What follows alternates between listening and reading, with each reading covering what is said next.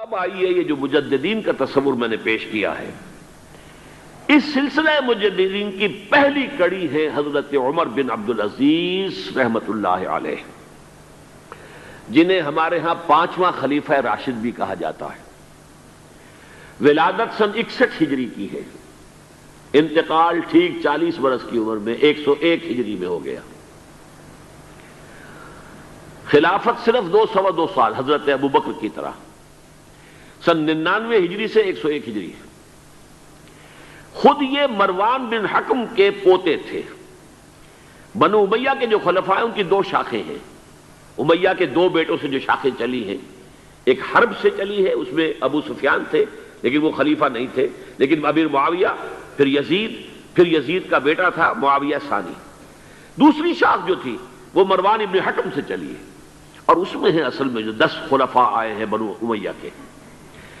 یہ مروان بن حکم کے پوتے تھے، لیکن ان کی والدہ حضرت عمر کی پوتی تھی۔ یہ جو امتزاج ہوا ہے، یہ جو حضرت عمر فاروق رضی اللہ تعالیٰ عنہ کا خون ان کی رگوں میں پہنچا ہے، اب وہ بڑا مشہور واقعہ ہے، دلچسپ واقعہ ہے کہ حضرت عمر ایک روز اپنی رات کی گشت پر تھے، جو آپ خبر گیری کے لیے رات کو سفر کرتے تھے شہر کے اندر، تو آپ نے دیکھا small hours of the morning, صبح کا فجر سے کچھ وقت پہلے کا وقت ہوگا، ایک گھر میں سے آواز آ رہی ہے ماں بیٹی کی گفتگو کی۔ ماں نے کہا بیٹی بکریوں کا دودھ نکال لیا، دہو لیا؟ کہ ہاں امی۔ اچھا اس میں کچھ پانی ملا دو۔ انہوں نے کہا امی آپ نے سنا نہیں، خلیفہ نے منادی کرائی تھی کہ دودھ میں پانی ملانا غلط ہے، ہرگز کوئی پانی نہ ملایا جائے۔ ماں نے کہا تو بیٹی خلیفہ یہاں کوئی موجود ہے، کوئی دیکھ رہا ہے، پانی ملا دو۔ بیٹے نے کہا کہ امی خلیفہ نہیں ہے، اللہ تو موجود ہے، اللہ تو دیکھ رہا ہے۔ حضرت عمر نے وہ بات سن لی، اس گھر کو آپ نے تاک لیا اور جا کے اپنے بیٹے عاصم سے کہا کہ وہاں رشتہ کر لو۔ وہ ہے لڑکی پھر جس کے نسل سے یہ حضرت عمر بن عبدالعزیز یہ پیدا ہوئے۔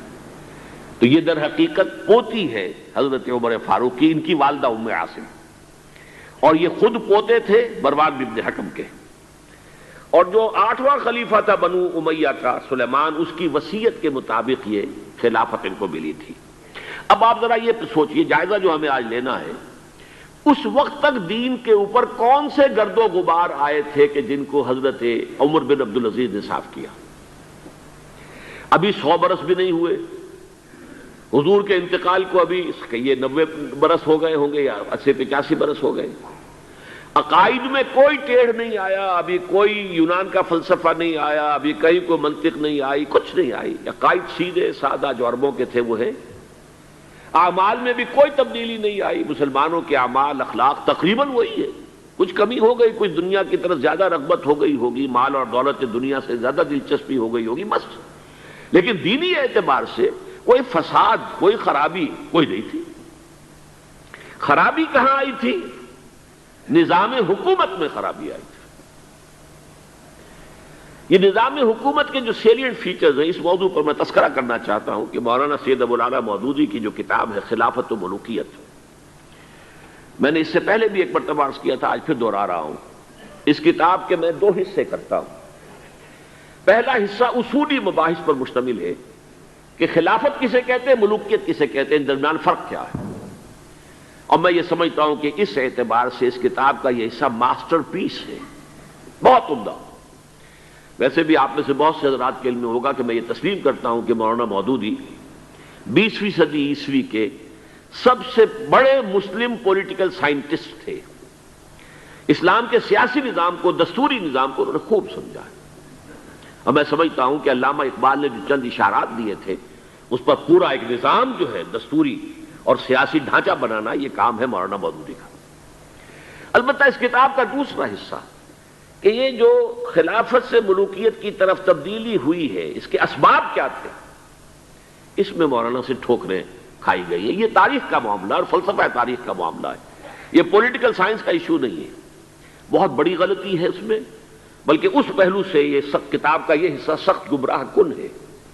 تو میں یہ دونوں باتیں ریکارڈ پر لے آنا چاہتا ہوں کہ اس کتاب کے اس دوسرے حصے کو میں بالکل اس سے اعلان برات کرتا ہوں اور پہلے حصے کو ٹوٹلی اون کرتا ہوں۔ پہلے حصے میں انہوں نے جو چیزیں گنوائی ہیں کہ اسلامی نظام حکومت میں، اسلامی خلافت کے نظام میں کیا چیزیں ہوتی ہیں۔ نمبر ایک، اللہ کی حاکمیت، کتاب و سنت کی بالادستی، ٹھیک، یہ تو یقیناً جیسے تھی ویسے ہی اب بھی تھی، لوگوں کی انفرادی زندگیوں میں اب بھی تھی، اور یہ کہ کم سے کم نظری طور پر حکومت کی سطح پر بھی یہ حکومت اللہ کی اور کتاب و سنت کی ٹوٹل بالادستی، اس کو تسلیم کیا جاتا تھا۔ فرق کہاں آیا؟ خلافت راستہ شورائی حکومت تھی، جبکہ اب جو حکومت بنو امیہ کی بن گئی، جسے حضور نے ملکن کہا ہے، ملوکیت، تحکمانہ انداز، ہمارا اختیار ہے، جو ہم چاہیں گے کریں گے، زمین و آسمان کا فرق واقع ہو گیا۔ وہاں خلیفہ کا انتخاب ہوتا تھا مشورے سے، امرہم شورا بینہم ان مشورت المسلمین۔ یہاں اب خلافت ہو گئی قبائلی، بنو امیہ، بنو عباس، اور موروثی ہو گئی، باپ کے بعد بیٹا، بیٹے کے بعد پوتا۔ وہاں بیت المال مسلمانوں کی ملکیت، مسلمانوں کی امانت تھا خلیفہ کے پاس، اور خلیفہ کا حق اس میں صرف اتنا تھا جیسے کہ حضرت ابو بکر نے فرمایا، حضرت عمر نے فرمایا، اور یہی بات عمر بن عبدالعزیز نے کہی کہ جتنا حق کے قرآن نے دیا ہے کسی مسلمان کو، اگر اس کی زیر کفالت کو یتیم ہو، یتیموں کا مال بھی ہے، اس کی دیکھ بھال وہ کر رہا ہے، تو جو ولی ہے یتیم کا، اگر وہ غنی ہے تو اسے ایک پیسہ بھی لینا یتیم کے مال میں سے حرام ہے، لیکن اگر وہ خود محتاج ہے تو وہ ضرورت کے مطابق اس سے لے سکتا ہے، جتنا کچھ بھی ایک یتیم کا ولی یتیم کے مال میں سے لے سکتا ہے، اس سے زیادہ خلیفہ کے لیے بیت المال سے لینا جائز نہیں ہے۔ یہ معاملہ تھا ابو بکر صدیق کا، عمر فاروق کا، عثمان غنی کا، علی مرتضیٰ کا، رضی اللہ تعالیٰ عنہ اجمعین۔ لیکن اب آ کر دور بنو امیہ میں یہ جو خزانہ تھا یہ ذاتی ملکیت بن گیا، جس کی بنا پر عیش و عشرت بھی ہوئی، اور داد و دہش، جس کو چاہا جو چاہا دے دیا، جس کو چاہا اشرفیاں بخش دی، جس کو چاہا جو ہے نواز دیا، جس کی چاہا وفاداری خریدنے کے لیے خزانے میں سے، بیت المال میں سے پیسہ خرچ کر دیا۔ پھر عوام کے حقوق، یہ جو آپ کو ہیومن رائٹس کا تصور آج ملتا ہے دنیا میں، کسی شخص کو محض شبے کی بنیاد پر گرفتار نہیں کیا جا سکتا، اظہار رائے کی پوری آزادی ہے، ایک عام آدمی بھی خلیفہ ہے، اس کو ٹوک سکتا ہے کہ یہ کرتا آپ کا کہاں سے بن گیا، یہ تو ان یمنی چادروں کا بنا ہوا ہے کہ جو مال غنیمت میں آئی تھی، اور ہر مسلمان کو جتنا ٹکڑا بنا اس سے کرتا نہیں بنتا۔ آپ کا کرتا ہم دیکھ رہے ہیں، آپ نے اس یمنی چادر کا بنا ہوا کرتا پہنا ہوا ہے، ہاؤ کم، کیسے بن گیا؟ آپ ہم میں ہے بھی طویل القامت انسان۔ اور حضرت عمر ناراض نہیں ہوئے کہ مجھ پر میرا ذاتی معاملہ ہے، بلکہ کہا حضرت عبداللہ ابن عمر سے اپنے بیٹے سے کہ بیٹے آپ وضاحت کر دیں۔ ان کا کہ نہ میرا کرتا بن رہا تھا نہ ابا جان کے، میں نے اپنا حصہ جو ہے کپڑے کا وہ بھی ابا جان کو دے دیا۔ ان کا ٹھیک ہے، الآن نسمع و نطیع، جی اب فرمائیے، ہم سنیں گے، اطاعت کریں گے۔ وہ حزب اختلاف کا وہ رول نہیں تھا کہ خواہ کچھ بھی ہو مخالفت کرنی۔ ایک بوڑھی عورت ہے، وہ ٹوک رہی ہے، عمر تم کون ہوتے ہو ہمارے حق مہر کے اوپر حد بندی کرنے والے؟ سیلنگ اس سے زیادہ نہیں ہوگا، تم کون ہوتے ہو؟ قرآن میں تو اللہ نے قنطار کا لفظ استعمال کیا، ڈھیروں مال دیا ہو اگر مہر میں، تب بھی اگر طلاق دیتے ہو تو تم واپس لینے کے حقدار نہیں ہو۔ حضرت عمر نے تسلیم کیا کہ آج ایک عورت نے عمر کو دین سکھایا اور اپنا آرڈیننس واپس لے لیا۔ یہ نظام حکومت، یہ مساوات کے سفر کر رہے ہیں۔ بیت المقدس کا سفر کوئی 50-100 میل نہیں ہے، 700 میل کا سفر، نقو دقصیرہ کا سفر، اور ایک خادم، ایک اونٹ، اس پر باری باری بیٹھ رہے ہیں، جس لیے کہ 2 آدمی بیک وقت نہیں بیٹھ سکتے، سارا راشن بھی اسی اونٹ پر ہے۔ ایک منزل خلیفہ اوپر بیٹھے ہیں تو خادم جو ہے نکیل پکڑ کر آگے چل رہا ہے، اگلی منزل میں اب خادم اوپر بیٹھا ہے اور خلیفہ جو ہے نکیل پکڑ کے آگے چل رہا ہے۔ یہ مساوات، یہ تھی خلافت راشدہ۔ ظاہر بات ہے کہ اب صورتحال تبدیل ہو گئی۔ پہلے ملک جو تھا وہ اللہ کا تھا، اب ذاتی جاگیر بن گیا، اور اس ذاتی جاگیر میں سے جاگیریں دے دی گئی اپنے خاندان والوں کو، بنو امیہ کو سب سے بڑھ کر، اپنے جو بھی اور وفادار ہیں، جو بھی اور حمایتی ہیں ان کو۔ اس کے علاوہ جس کے لیے حضور نے اسے ملکن اعظم کہا ہے، ملکن اعظم، عضا یعض کہتے ہیں دانتوں سے کاٹنے کو، کاٹ کھانے والی، کٹ کھنی، جیسے کاٹ کھانے والا کتا ہوتا ہے، کٹ کھنا کتا، تو یہ کٹخنی ملوکیت اس کے لیے نوٹ کیجئے، اسی دور میں حضرت عمر بن عبدالعزیز سے پہلے اسی دور بنو امیہ میں سانحہ کربلا ہوا، عظیم ترین سانحہ. پھر واقعہ حرہ ہوا، 3 دن تک مدینے کو حلال کر دیا گیا فوجیوں کے لیے، جس طرح چاہو لوٹو، جس طرح چاہو عصمت دری کرو، جو چاہو کرو، مال عزت سب تمہارے لیے جائز. مسلمانوں کے ہاتھوں ہوا یہ، اور مدینے کا ہوا، مدینے کا شروع ہوا. پھر اسی دور میں حضرت عبداللہ ابن زبیر کی شہادت ہوئی سن 73 ہجری میں. پھر حجاج ابن یوسف جیسا ڈکٹیٹر اسی دور میں تھا. سینکڑوں تابعین کو جس نے ذرا کوئی بات کہہ دی، جس کے بارے میں ذرا اندیشہ ہوا کہ یہ جو بھی اس وقت کی حکومت ہے اس کے خلاف کوئی بات کہہ رہا، گردن اڑا دو. کوئی پوچھ تاچھ نہیں، کوئی مقدمہ نہیں، کوئی الزام لگا کر ثبوت کو دینے کی کوئی ضرورت ہی نہیں. سینکڑوں تابعی. اسی دور حکومت میں محمد ابن قاسم جو یہاں ملتان تک چل کر آ گیا تھا رحمت اللہ علیہ، اور اب وہ ارادہ کر رہا تھا آزاد کشمیر کی طرف، پہاڑی علاقوں کی طرف جو ہے وہ فتح اور کشمیر کی طرف جانے کا، واپس بلا کر شہید کر دیا گیا. کیوں؟ بہت پاپولر ہو گیا تھا محمد ابن قاسم. ہندوؤں نے اس کے بت بنا کر اپنے مندروں میں رکھ لیے تھے پوجنے کے لیے. یہ تو اوتار ہے. در جوانی توبہ کردن سیوائے پیغمبری، یہ نوجوان اور اتنا نیک، ان کے لیے تو کوئی قیاس کے قابل بات تھی نہیں. اوتار، وہ تو فوراً اوتار مانگتے ہیں نا. پھر بت بنا کے مندروں میں رکھ دیے گئے. اندیشہ ہو گیا. ملوکیت کو ہمیشہ خطرہ ہوتا ہے. کوئی شخص ذرا پاپولر ہونے لگے تو کان کھڑے ہو جاتے ہیں کہ ہمارے لیے خطرہ بن جائے گا، لہذا شہید کر دیا گیا. موسیٰ ابن نصیر کے ساتھ یہی ہوا ہے، جن کے ایک جرنیل طارق ابن زیاد نے اسپانیہ فتح کیا ہے. بوڑھے جرنیل کو بلا کر سارا دن دھوپ میں کھڑا رکھا گیا ہے، یہاں تک کہ وہ بے ہوش ہو کر گرا ہے. حالانکہ اس کی وجہ سے شمالی افریقہ کے بڑے علاقے فتح ہوئے، اور انہی کے جرنیل تھے طارق ابن زیاد. یہ ہے وہ کاٹ کھانے والی صفت جو ہے ملوکیت کی. ملکن عاضاً. حضرت عمر بن عبدالعزیز نے کیا کیا؟ دیکھیے، ان کا تجدیدی کارنامہ صرف 3 نکات پر مشتمل ہے. یہ میں بتا چکا ہوں آپ کو. ابھی نہ عقائد میں کوئی کجی آئی تھی، نہ اعمال میں کوئی خرابی آئی تھی عوام کے. حکومت کے نظام میں تبدیلی ہوئی تھی، اب موروثی ہو گئی تھی اور تحکمانہ ہو گئی تھی. خلیفہ جو ہے وہ موروثی یا نامزد ہوتا تھا، اور یہ جاگیر بن گئی تھی اپنی ذاتی بیت المال. انہوں نے 3 ہی کام کیے. نمبر 1، ان کو خلافت ملی تھی اصل میں سلیمان جو ان سے پہلے خلیفہ تھے ان کی وصیت کی بنیاد پر. لیکن یہ احتیاط کر لی گئی تھی کہ اگر کہیں یہ وصیت پہلے لوگوں کے علم میں آ گئی تو شاید لوگ بغاوت کریں اور حضرت عمر بن عبدالعزیز کو گوارا نہ کریں. لیکن یہ کہ انہوں نے یہ کیا، جو اس وقت کے ذمہ دار لوگ تھے، کہ پہلے وصیت لا کر وصیت پر بیعت لے لی گئی کہ یہ وصیت ہم تسلیم کریں گے. ابھی سلیمان کے انتقال کی خبر بھی نہیں دی گئی، اسے بھی چھپا کر رکھا ہوا تھا. اس کے بعد وصیت کھولی گئی اور حضرت عمر بن عبدالعزیز، اور اعلان کیا گیا کہ سلیمان کا انتقال ہو گیا. تب لوگوں نے بیعت کر لی، کیونکہ بیعت تو کر چکے تھے، وصیت کی بیعت کر چکے تھے. اس وصیت میں سے عمر بن عبدالعزیز برآمد ہو گئے تو وہ بیعت خود بخود ہو گئی. لیکن انہوں نے جا کے اعلان کیا مجمع عام میں، لوگوں مجھ پر یہ خلافت کی ذمہ داری ڈال دی گئی ہے، بغیر مجھ سے پوچھے، بغیر میرے مشورے کے، بغیر میری خواہش کے. لیکن میں آپ کی گردنوں میں سے اپنی خلافت کے اس قلادے کو اتار کر پھینک دیتا ہوں. آپ جسے چاہیں اپنی آزاد مرضی سے مشورے سے خلیفہ بنا دیں. یہ پہلی اصلاح تھی. موروثیت ختم، نامزدگی ختم. اب اگر چاہتے ہیں آپ، اگر لوگوں کی رائے ہے ان کا مشورہ تو ٹھیک ہے. سب نے کہا بیک زبان ہم آپ پر راضی ہیں، ہم آپ ہی کو خلیفہ بنانا چاہتے ہیں. پہلی اصلاح تو یہ ہوگی.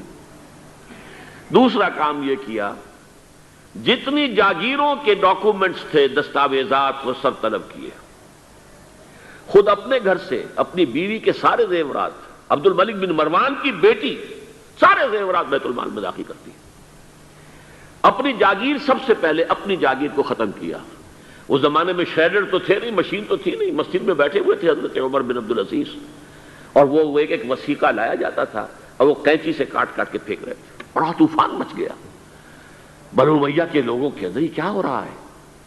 ایک وفد بھی آیا کہ دیکھیے آپ اپنے سے پہلے لوگ جو کچھ انہوں نے کیا تھا آپ اب جو چاہیں آپ کریں، لیکن پہلے جن لوگوں نے جو کچھ کیا ہے اس کی نفی تو نہ کیجیے۔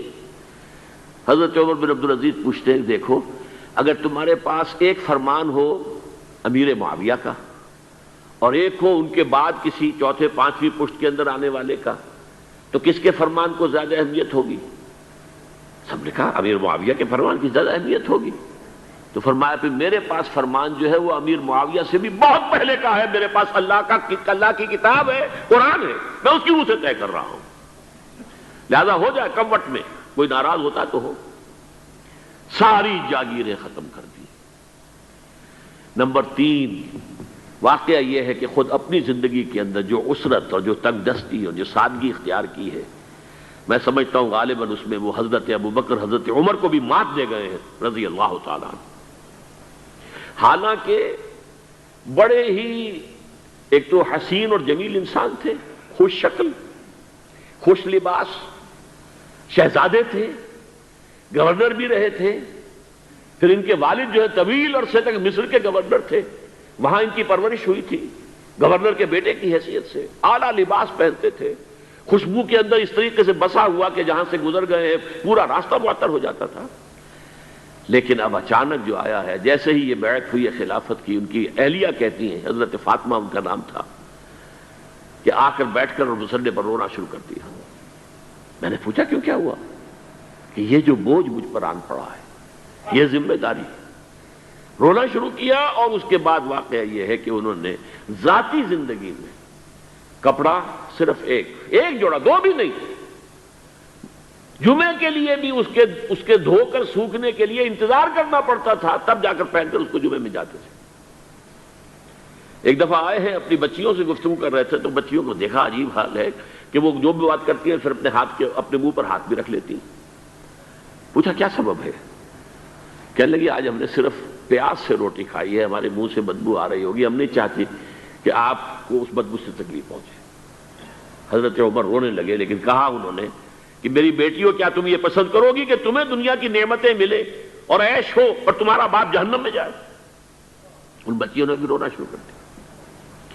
سارے زیورات ختم، اپنی جاگیر ختم۔ وہ آپ نے پڑھے ہوں گے واقعات کہ اگر چراغ بھی ہے رات کو، سرکاری کام کر رہے ہیں تو وہ جو بیت المال کے تیل سے جو جلنے والا چراغ ہے وہ روشن ہے۔ خادم نے آ کر کوئی گھریلو بات کرنی چاہیے تو کہا پہلے چراغ گل کر دو پھر بات کرو۔ ذاتی بات ہو رہی ہو تو سرکاری جو تیل کا چراغ ہے وہ نہیں جلے گا۔ میں یہ سمجھتا ہوں، میں علی وجہ البصیرت کہہ رہا ہوں کہ میرے نزدیک تو اس قدر شاید باریک بینی کی باتیں جو ہیں میرے علم میں نہیں ہے کہ حضرت ابوبکر اور حضرت عمر، اور پھر یہ کہ وہاں کوئی ایسا کنٹراسٹ، سائملٹینیس کنٹراسٹ نہیں تھا، اس لیے کہ حضور کے ساتھ جد و جہد کرتے ہوئے ان کی زندگیوں میں پہلے بھی فقر اور ساری اختیاری فقر کی کیفیات تھیں۔ یہاں تو اچانک ہوا ہے کہ اس سے پہلے ایک بہت خوش باش، خوش لباس، خوش شکل، بہت ہی ہر طرح کے ناز و نعم کے اندر پلا ہوا انسان، شہزادہ، اچانک بوجھ آیا ہے تو زندگی کے اندر انقلاب آ گیا۔ یہ ہے خلیفہ اول، خلیفہ خامس ان کو کہا جاتا ہے، خلافت راشدہ میں شامل کیا جاتا ہے، اور یہ ہے سلسلہ تجدید خلافت کی پہلی کڑی، اور اس کو ہم کہیں گے یہ تجدید کامل تھی، کیونکہ ابھی خرابی آئی ہی صرف نظام حکومت میں تھی، اسی کو آپ نے درست کر دیا۔ یہ دوسری بات ہے کہ یہ ایک بہت شارٹ لیوڈ رہی ہے، بات آگے نہیں چلی ہے، ان کو زہر دے دیا گیا، اس لیے کہ یہ بات زیادہ قابل برداشت نہیں تھی بنو امیہ کے پورے خاندان کے لیے، قبیلے کے لیے۔ انہیں گمان غالب یہی ہے کہ زہر دے کر جو ہے انہیں شہید کیا گیا ہے، لیکن بہرحال یہ پہلی کڑی ہے عمر بن عبدالعزیز رحمۃ اللہ علیہ۔ کمایا